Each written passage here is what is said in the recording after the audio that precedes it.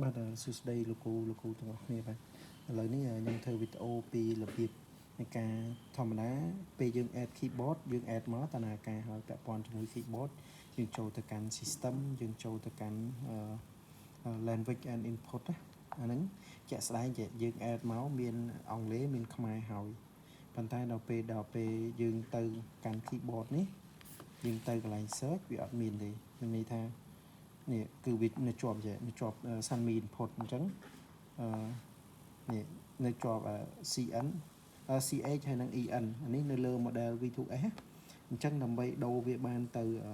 ខ្មែរអង់គ្លេសបានតនេះលោកគ្រូចុចនេះកន្លែងនេះចុចកន្លែងហ្នឹងចុចស្កត់ទៅជាប់ប្រហែលជា 4-5 second មកនេះគ្រូ select យកពី input method